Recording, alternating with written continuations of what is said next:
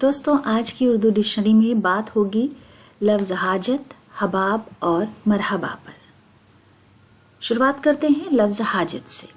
हाजत का मतलब होता है ज़रूरत, आरजू, ख्वाहिश, उम्मीद और इफलास व मुफलिसी के मायनों में भी ये इस्तेमाल होता है कि जैसे फलां बहुत हाजतमंद हैं।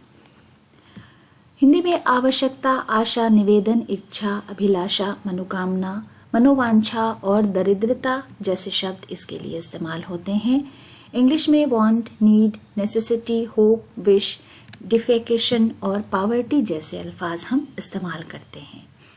मिर्ज़ा गालिब का एक शेर है, कौन है जो नहीं है हाजतमंद, किसकी हाजत रवा करे कोई। उसके बाद लफ्ज़ हबाब। हबाब का मतलब होता है पानी का बुलबुला और एक जेवर जो हाथों में पहना जाता है उसे भी हबाब कहते हैं। बारीक शीशे के कवल, झूमर जो आरास्तगी के लिए मकानों की छतों पर लगाए जाते हैं।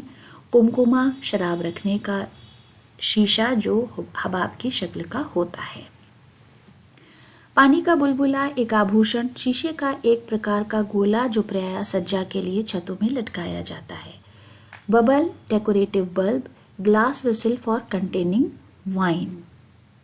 मीर तकी मीर का एक बहुत ही मशहूर शेर है, गालिबन आपने ये गज़ल भी सुनी होगी।